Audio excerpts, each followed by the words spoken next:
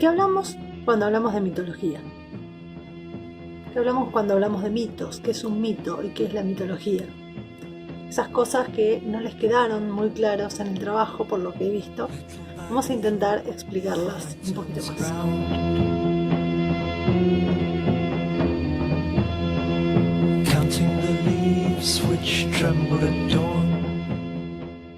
Vamos a intentar viajar muchísimos años atrás del tiempo, donde el hombre primitivo surge y emerge de la tierra por primera vez.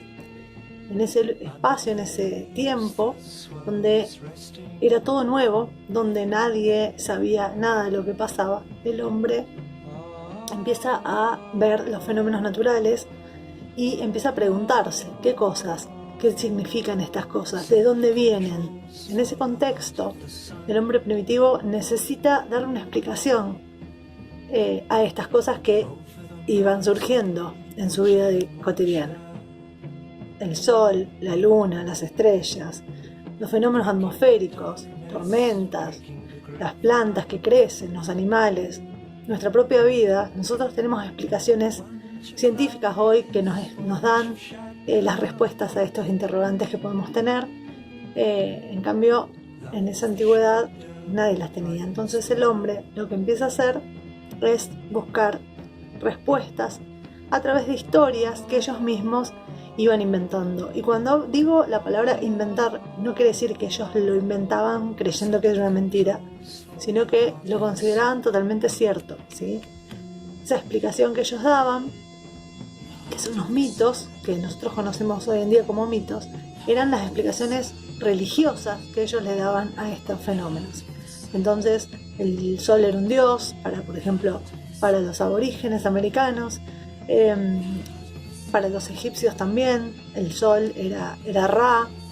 Cada uno de los fenómenos naturales tenían diferentes dioses que eran como los espíritus que le daban vida a estas situaciones. Así que como cada cosa que veían le iban poniendo algún nombre, también le fueron poniendo nombres a estos fenómenos. Ellos iban justamente dilucidando o definiendo estas cosas por medio de estas historias que se iban inventando. Entonces, no solamente el mito es la explicación, sino que el conjunto de esos mitos se le llama mitología. Con el tiempo las historias se fueron haciendo cada vez más complejas. Ya el dios tenía hermanos, tenía padres, tenía hijos, y todas estas historias se iban entrelazando unas con otras. Todas estas historias, como les decía antes, concatenadas, todas estas historias que se fueron relacionando unas con otras, se les llama mitología. La mitología es la cosmogonía de los pueblos. ¿Qué es la cosmogonía? Es la explicación que cada pueblo primitivo le dio al surgimiento del cosmos. ¿Qué es el cosmos? Es la totalidad, es todo lo que existe. Cielo, tierra, estrellas, naturaleza, ser humano. La cosmogonía es entonces la religión de los pueblos. A partir de la cosmogonía surgen las diferentes religiones. Lo que tiene de interesante la cosmogonía de estos pueblos antiguos es que a pesar de que cada uno de estos estaba separados por millones y millones de kilómetros, tienen un montón de símbolos que se repiten. Hay un montón de situaciones y de explicaciones que ellos daban a estos fenómenos naturales o de la creación del mundo, la creación del hombre, el surgimiento de las naturalezas, que son similares en cada una de estas distintas culturas antiguas. Lo verdaderamente interesante de esta cosmogonía es que, a pesar de estar separados por millones y millones de kilómetros, ellos tampoco tenían forma de comunicarse entre sí. Entonces, muchas veces nos tenemos que preguntar, ¿no? ¿Cómo puede ser que pueblos diferentes, de diferentes lugares del planeta, pensaron en las mismas formas o dieron más o menos las mismas explicaciones para la creación del mundo, la creación del hombre, la creación de la naturaleza? Se repiten en cada una de estas culturas los mismos símbolos. Por ejemplo, los griegos, ellos tenían la explicación de cómo comienza todo, el cosmos, a través de una figura divinal o mitológica llamada Caos. Caos era la nada, y en un momento era la nada absoluta, y en un momento explota y de esa explosión nace Gea, que era la tierra, y Urano, que era el cielo.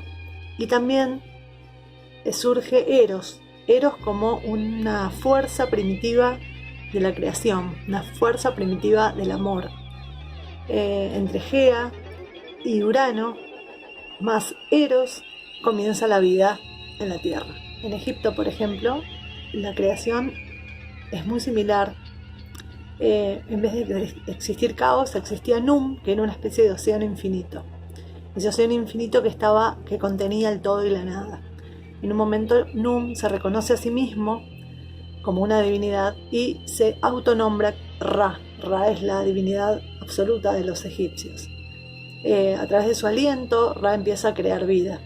Crea a Heb, la tierra, y a Nut, el cielo. Ellos, tanto el cielo como la tierra, se enamoran, se unen y a partir de ellos nacen los hijos. Por el lado de América, los mayas también, la mitología maya, creen que había una nada absoluta. Justamente el nombre de esta divinidad era Nada. Ella existía y a partir de ella fue surgiendo la vida. Los distintos espíritus, ellos le llaman espíritus de cada una de las cosas naturales. Está el espíritu del sol, el espíritu de los árboles, el espíritu de todo lo que vive. La historia de los mayas es muy interesante, la creación del hombre, ya la vamos a ver con más detalles, pero ellos crean el hombre en 3 etapas. El primer hombre que crean es de barro. Ese hombre de barro era muy débil y no reconocía a Dios, por lo tanto lo destruyen.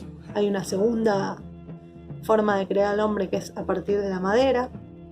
Ese hombre lo único que piensa es en lo material, no reconoce a Dios y entonces también los dioses lo destruyen. Y el último hombre definitivo es el hombre de maíz, que es el hombre aborigen americano.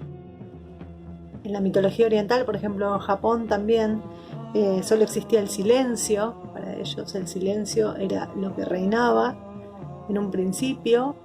Ese silencio fue interrumpido por una gran explosión, un gran ruido que dividió las partículas, y esas partículas fueron formando la luz y la oscuridad, el cielo, la tierra y todo lo conocido. Y bueno, y podemos también hablar de la cosmogonía de acuerdo a los hebreos, a los pueblos del Medio Oriente, porque no solamente los hebreos, sino también los musulmanes tienen el mismo inicio.